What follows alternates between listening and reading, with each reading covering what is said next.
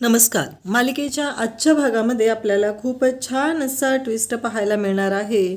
अद्वैत कितीही कलापासून दूर जात असला तरीही तो प्रत्येक वेळेस देवी त्या दोघांना एकत्र कशा पद्धतीने आणते आणि ती दोघं एकत्र कसे येतात हे आपल्याला या व्हिडिओमध्ये पाहायला मिळणार आहे. त्यासाठी हा व्हिडिओ शेवटपर्यंत पहा. आबांनी कलावर दिलेली जबाबदारी, त्याचबरोबर कलाने सरोजला दिलेलं सडेतोड उत्तर. कला सरोजला कसं उत्तर देते आणि तिला सांगते की माझं काही चुकलेलं नाही, तर मी सगळ्यांच्या समोर प्रूव्ह करेल की मी चुकीची नाही. हे सगळं आपल्याला या व्हिडिओमध्ये पाहायला मिळणार आहे. त्यासाठी हा व्हिडिओ शेवटपर्यंत पहा. तर कला ही सरोजसाठी कॉफी घेऊन आलेली असते. तेव्हा सरोज पाहते कला तिच्या रूमकडे येत आहे. तेव्हा सरोज तिला दारातच थांबवते आणि तिला सांगू लागते की तू पुढे पाऊल टाकू नकोस. तेव्हा कला म्हणते म्हणजे? तेव्हा सरोज म्हणते की तुला मी सांगितलेलं आहे तू माझ्या जवळपासही फिरकायचं नाही, कारण मला ती नको आहे गोष्ट, एवढं लक्षात ठेव. कला म्हणते म्हणजे?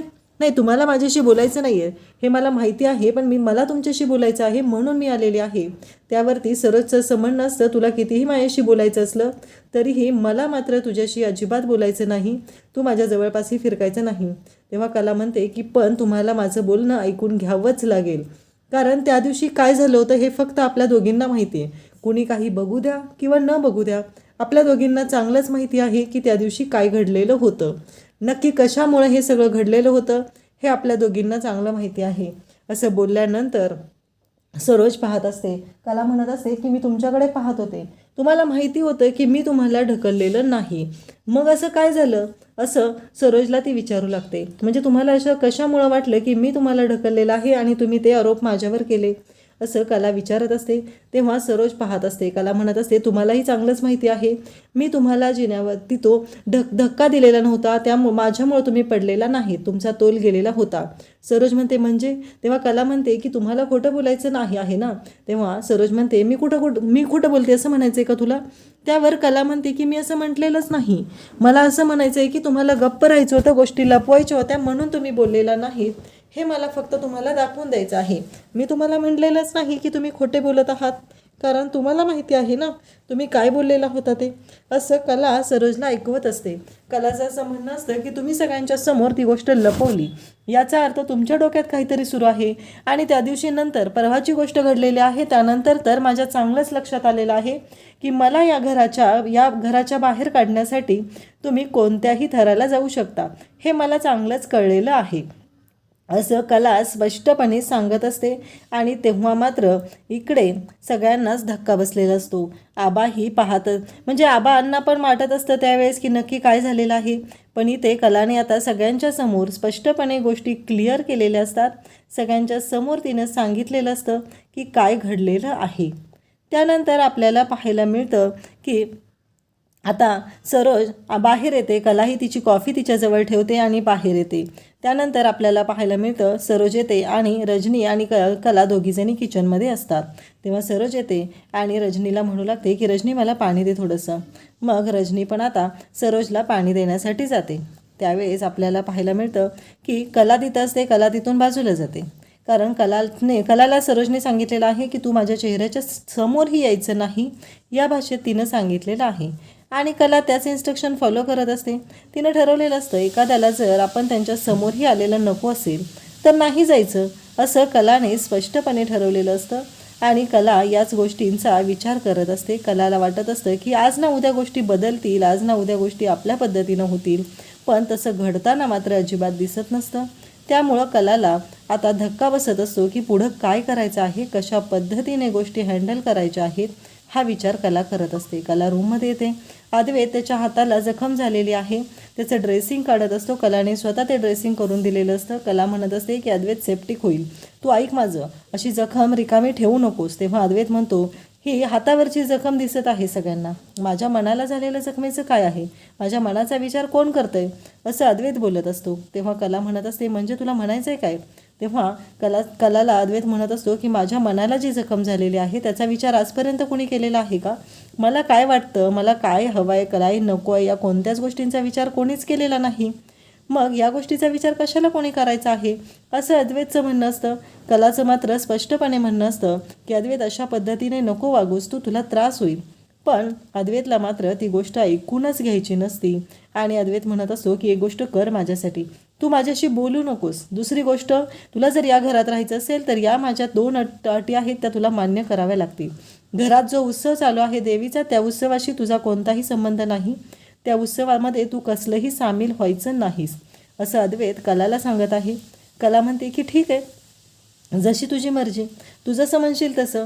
कारण कला म्हणते तुझं घर आहे ना, शेवटी तू ठरवणार मी कसं वागायचं आहे, काय करायचं आहे ते. मला कुठं स्वातंत्र्य आहे ना या घरामध्ये काय करण्याचं, असं कला बोलत असते. आणि त्याचवेळी अद्वैत मात्र म्हणत असतो की हिला काहीही बोललं तरी हिच्याकडे उत्तर मात्र तयारच असतं.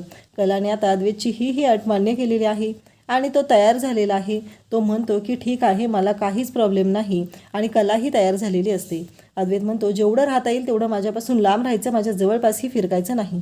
कला म्हणते ठीक आहे, पण आता माझ्यासाठी नाही तर स्वतःसाठी ते सेप्टिक होईल, त्यासाठी ती जखम उघडी ठेवू नको, रुमाल तरी त्याच्यावरती बांध, कारण बाहेरचं इन्फेक्शन झालं तर तुला त्रास होईल, असं कलाचं म्हणणं असतं. पण अद्वैत मात्र ऐकायला तयार नसतो. अद्वैत रागानेच तिथून निघून जातो आणि कला पण तिथून निघून जाते. आता दोघांनी ठरवलेलं आहे की बोलायचं नाही. कलाला बाकीची कामं असतात, किचनमधली कामं उरकायची असतात, म्हणून कला निघून जाते. इकडे राहुल पाहतो तर नैनाने बरंच तिचं ब्युटी प्रोडक्ट्स मागवलेले असतात आणि ते प्रोडक्ट्स ती बघत बसलेली असते. आणि तेव्हा राहुल म्हणतो नैना हे कुठून आणलेलं आहेस तू. तेव्हा नैना म्हणते की कुठून म्हणजे, मला लागतात प्रोडक्ट्स म्हणून मी मागवलेले आहेत आणि ते माझे आहेत ना. त्यावरती राहुल म्हणतो हो तुझेच आहेत, मला चांगलं माहिती आहे तुझेच आहेत ते, पण मला एक विचारायचं आहे की एवढे पैसे आले कुठून तुझ्याकडे. तेव्हा मात्र नैना म्हणते म्हणजे अरे तू माझा नवरा आहेस ना, म्हणजे पैसे तुझे आहेत ते माझे असणारच आहेत, ऑब्व्हियसली तुझ्याकडूनच आलेले आहेत, असं सांगत असतो. त्यानंतर राहुल म्हणतो पण नैना तुझं जरा अति चाललेलं आहे.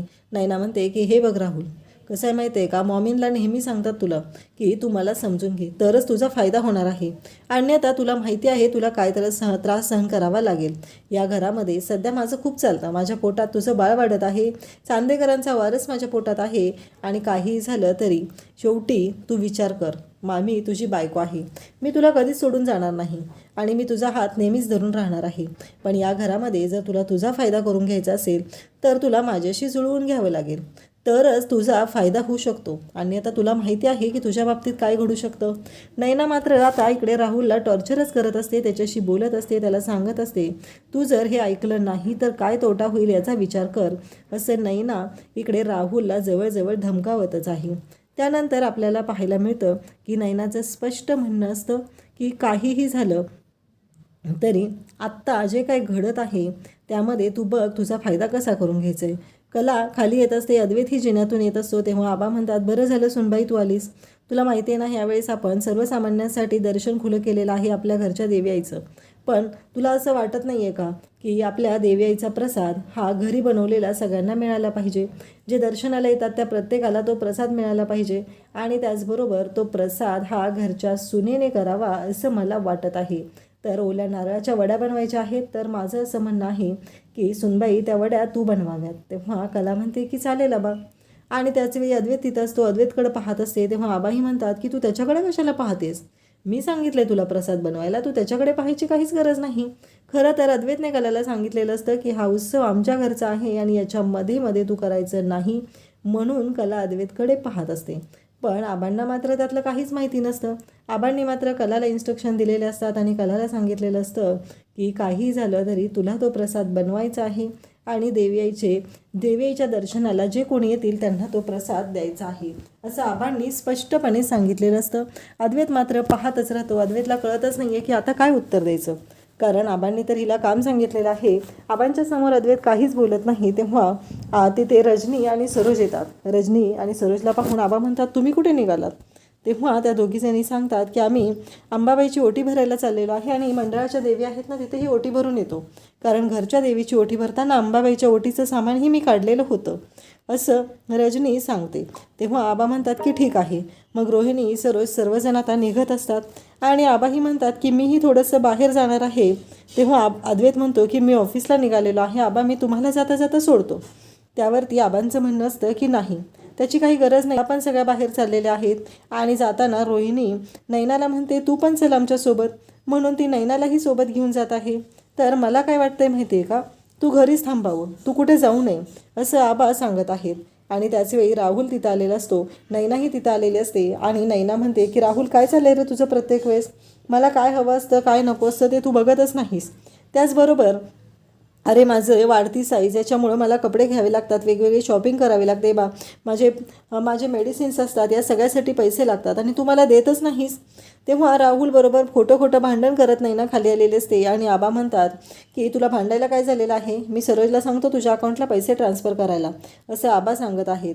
आणि त्याचबरोबर अद्वैत आणि कला दोघंही पाहत आहेत, कारण हे सगळं यांचं लुटूपुटूचं भांडण आहे असं त्यांना वाटत आहे.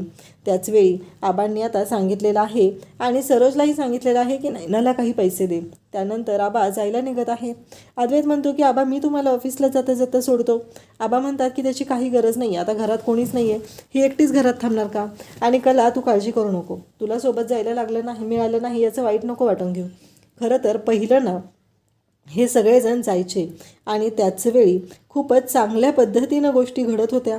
आणि इकडे आपल्याला पाहायला मिळत होतं की ह्या सगळ्या गोष्टी जेव्हा घडत होत्या आणि त्याच वेळी या सगळ्या गोष्टी खूप चांगल्या पद्धतीनं घडायच्या.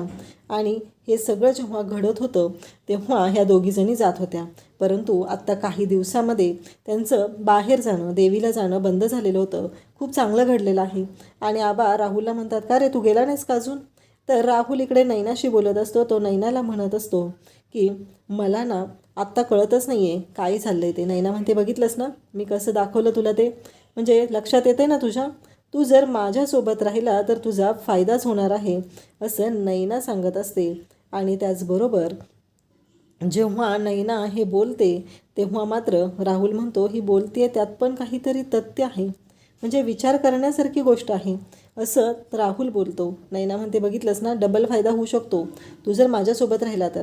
एक गोष्ट लक्षात ठेव, तू जर मला इथून हाकलून देण्याचा प्रयत्न केला तर ते कधीच शक्य होणार नाही, मी इथून तुला सोडून तर कधी जाणारच नाही, ही गोष्ट तू विसरूनच जा असं नैना बोलत असते. आणि त्यावेळेस राहुल म्हणतो विचार करायला काही हरकत नाही, कारण काहीही झालं तरी आत्ता जी ही बोलते त्यात पण तथ्य आहे आणि त्याच पद्धतीने गोष्टी घडत आहेत असं बोललं जात असतं. त्यानंतर आपल्याला पाहायला मिळतं की आबा तिथं येतात आणि राहुलला म्हणतात चल मला सोड जरा जाता जाता, असं आबा स्पष्टपणे राहुलला सांगत आहेत. आणि राहुलला म्हणतात की जरा नीट राहत जा, सांभाळून राहत जा, एवढं लक्षात ठेव. आणि त्यानंतर आपल्याला पाहायला मिळतं अद्वैत आणि कला दोघंच घरी असतात. आता पुढची जबाबदारी अद्वैत आणि कला यांच्याकडे असते.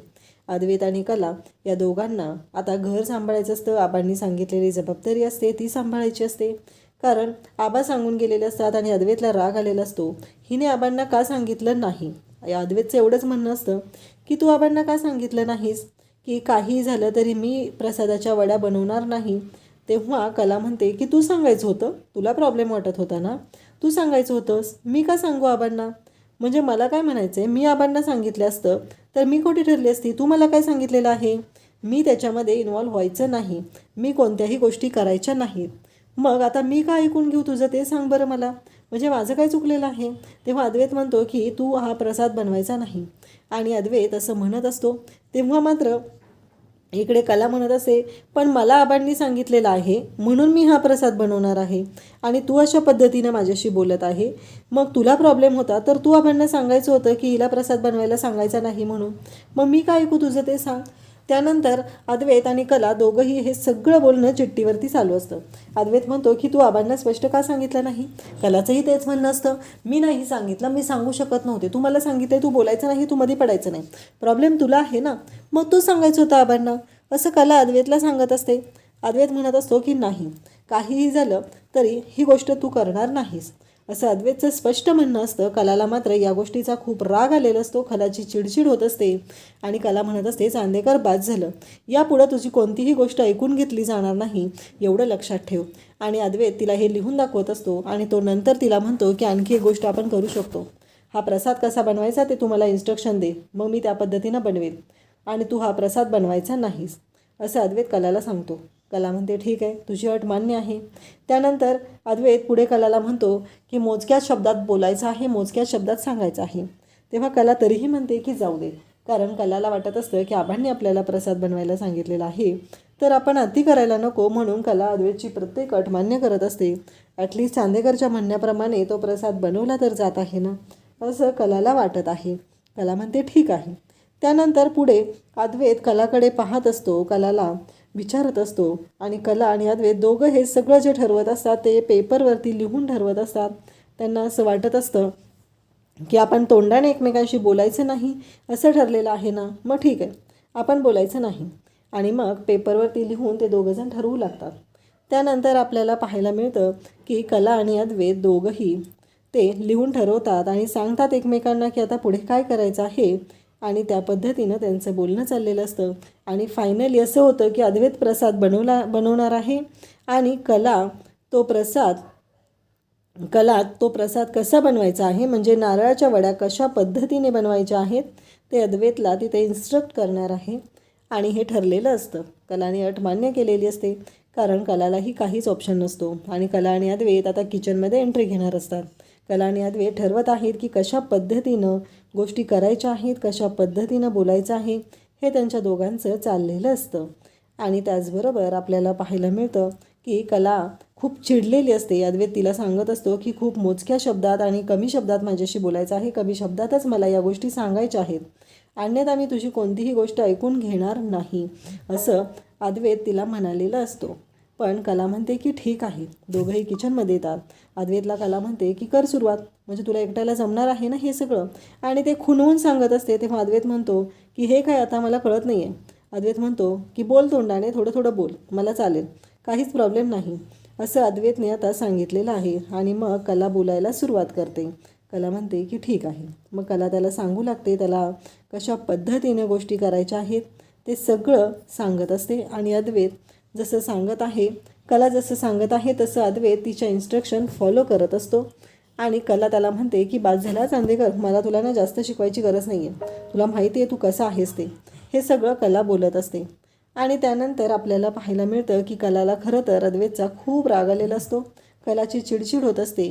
आणि मग फायनली अद्वैत आणि कला अंजू आणि नंदू या दोघांच्या मदतीने तिथे नारळाच्या वड्या बनवतात. नारळाच्या वड्या तयार झालेल्या असतात आणि त्या नारळाच्या वड्या तिथे बनवल्या जातात. आणि दोघंही ते वड्या बनवत असतात. त्याच वेळी एक गोष्ट घडते, ती म्हणजे अद्वैतच्या हाताला चटका लागतो. तेव्हा कला त्याच्यावरती प्रेमाने फुंकर मारू लागते, त्याला समजवत असते नक्की काय करायचं आहे, त्याचबरोबर कशा पद्धतीने वड्या बनवायच्या आहे. त्याच्या हातावरती कलाने फुंकर मारलेले आहे, त्याला चटका लागलेला असतो. तेवढ्यात तिथे नंतर वड्या तयार होतात. एका ट्रेमध्ये सगळं बॅटर ते आहे ते ओतलं जातं आणि त्याच्या वड्या अद्वैत तिथं पाडत असतो. तेवढ्यात सरोज तिथे येते आणि सरोज म्हणते, मी घराच्या बाहेर गेली की तू माझ्या मुलाला हे काम करायला लावलेलं आहे. तेव्हा अद्वैत तिथं असतो, कला तिथं असते, आबा तिथे येतात आणि म्हणतात, अगं सुनबाई, मी तुला वड्या एकटीला बनवायला सांगितल्या होत्या प्रसादाच्या, तुम्ही तर जोडीने बनवलेल्या आहेत, खूपच चांगली गोष्ट केलेली आहे, असं आबा बोलत असतात.